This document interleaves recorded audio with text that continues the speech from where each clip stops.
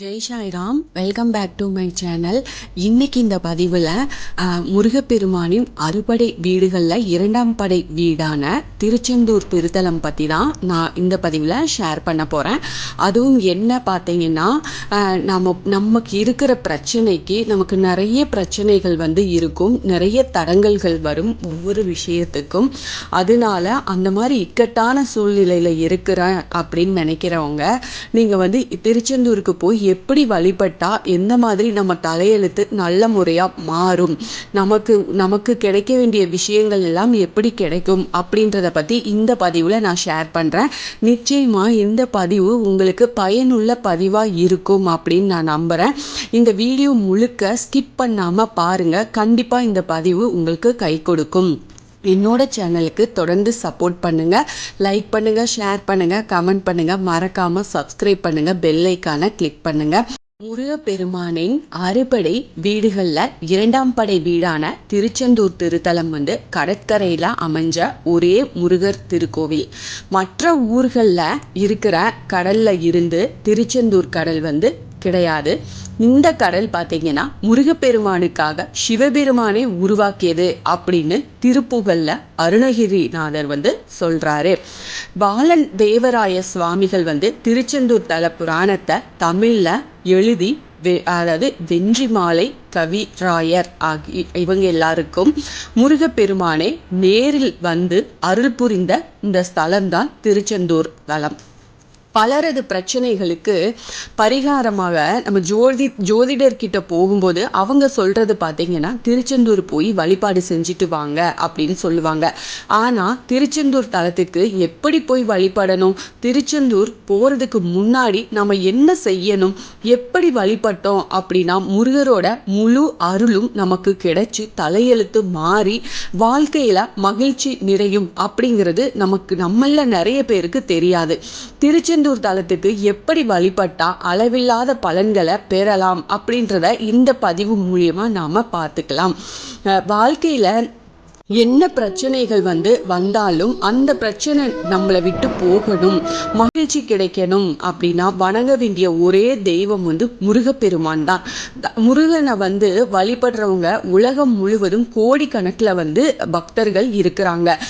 குழந்தை பாக்கியம் கிடைக்க, குருவருள் கிடைக்க, வேலை கிடைக்கணும், கஷ்டங்கள் தீரணும், தோஷங்கள் எல்லாமே நீங்கணும் அப்படின்னு பலரையும் திருச்செந்தூர் போய் வந்தா சரியாகும் அப்படின்னு அதுக்கான பரிகாரத்தையும் சொல்வாங்க.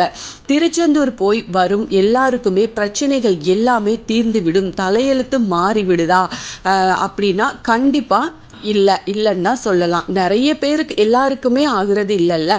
திருச்செந்தூர் போய் வந்ததும் ஒன்றுமே நடக்கலை அப்படின்னு புலம்புறவங்க நிறைய பேர் இருக்கிறாங்க.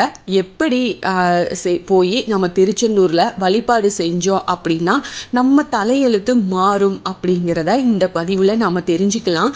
திருச்செந்தூர் போய் நம்ம முருகனை தரிசனம் செய்கிறது முக்கியம் இல்லை, அதாவது முருகன் நம்மளை பார்க்கணும் அப்படிங்கிறது தான் ரொம்ப முக்கியமான விஷயமே. இதில் திருச்செந்தூர் போகிறதுக்கு முன்னாடி முதல்ல நம்முடைய உடலையும் மனதையும் நம்ம சுத்தப்படுத்தி தயார்படுத்தணும்.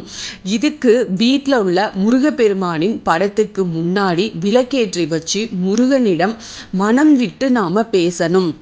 நமக்கு எத்தனையோ மனக்குறைகள், தேவைகள், கவலைகள் நம்மளை சூழ்ந்து இருக்கலாம். ஆனால் இதை எல்லாத்தையும் முருகன் கிட்ட சொல்லி புலம்புவதை விட்டுட்டு முருகனிடம் மனம் ஒன்றி மனம் விட்டு நாம பேசணும். மனதார முருகா அப்படின்னு அழைச்சு, நீயே எனக்கு துணை முருகா, உன்னை தவிர எனக்கு என்னை காக்கிறதுக்கு இங்கே யாருமே இல்லை, அதனால நீயே கதி, நீ அழைத்தால் மட்டும்தான் நான் திருச்செந்தூர் வருவேன் அப்படின்னு மன உறுதியோட சொல்லி தினமும் நீங்க திருப்புகழை படிக்கணும். முருகப்பெருமானுக்கு முன்னாடி உட்கார்ந்து அதை நம்ம படிக்கணும். தினமும் திருப்புகழ் படிக்க படிக்க வீட்டில் இருக்கிற பிரச்சனைகள் எல்லாமே விலகிறத நம்ம கண்கூடாக நம்ம உணர முடியும். அதாவது முருகனின் திருவருளும் வீட்டில் நிறைவதை நம்மளால அதையும் உணர முடியும். கனவிலோ அல்லது ஏதாவது ஒரு வழியிலோ முருகனே வந்து சில அறிகுறிகளை வந்து நமக்கு காட்டுவார். அவர் சொல்லும் அந்த கோயிலுக்கு போய் நம்ம வழிபட்டோம் அப்படின்னா நிச்சயமாக எப்படிப்பட்ட பிரச்சனையாக இருந்தாலும் அது வந்து நம்மளை விட்டு போயிடும். முருகனே நீங்கள் திருச்செந்தூருக்கு போவதற்கான வாய்ப்பையும் அவரே உங்களுக்கு ஏற்படுத்தியும் கொடுப்பாரு. திருச்செந்தூர் போனதும் முதல்ல 4 கிணத்துல நாம் குளிக்கணும். அதுக்கப்புறமா கடலில் போய் நீராடணும். அதுக்கப்புறம் கடை வீதியில் இருக்கிற தூண்டுகை விநாயகர் கோவில்ல சிதறுகாய் விட்டு வழிபாடு செய்யணும். திருச்செந்தூர்ல 20க்கும் மேற்பட்ட சித்தர்களின் ஜீவ சமாதி இருக்கு. அதுக்கப்புறம் அங்க போய் நம்ம வழிபாடு செய்யணும். அதுக்கப்புறம் முருகர் கோயிலுக்கு வந்து மூலவரான சுப்பிரமணியரையும் சண்முகரையும் வழிபாடு செய்யணும். அதுக்கப்புறம் முருகன் சன்னதிக்கு பின்னாடி இருக்கிற பஞ்சலிங்கங்களை நம்ம வழிபாடு பண்ணணும். அங்கே வழிபட்டதுக்கு அப்புறமா வெளிப்பிரகாரத்தில் இருக்கிற குரு பகவான், பைரவர், பெருமாள் இவங்க எல்லாத்தையும் நாம் வழிபாடு செய்யணும். கோவிலை வலம் வந்து வணங்கிய பிறகு அங்கே அர்ச்சகர்களிடம் வந்து பன்னீர் இலையில கொடுக்கும் விபூதியை நாம் கேட்டு வாங்கிக்கணும். பன்னீர் இலையில் மொத்தம் 12 நரம்புகள் வந்து இருக்கும். இந்த இலையில வச்சு கொடுக்கப்படும் அந்த விபூதி முருகப்பெருமானே தன்னுடைய பன்னீர் கைகளாலும் பக்தர்களுக்கு பிரசாதத்தையும் அருளையும் வாரி வழங்குறாரு அப்படின்றது ஒரு ஐதீகம் இருக்கு. பிரகாரத்துல முருகப்பெருமான் சத்ரு சம்ஹார மூர்த்தி கோலத்துல காட்சி தருவாரு. அவரை வழிபட்டா எதிரிகளால் ஏற்படுற தொல்லைகள், பிரச்சனைகள் எல்லாமே நம்மளை விட்டு நீங்கும். அதே போல மூலவர் சுப்பிரமணியருக்கு சண்முக அர்ச்சனை வந்து செஞ்சு வழிபாடு செய்கிறது அப்படிங்கிறது ரொம்ப சிறப்பு வாய்ந்தது. இதில் திருச்செந்தூர் போகிறதாக இருந்தால் புதன்கிழமைகளில் புறப்பட்டு போங்க.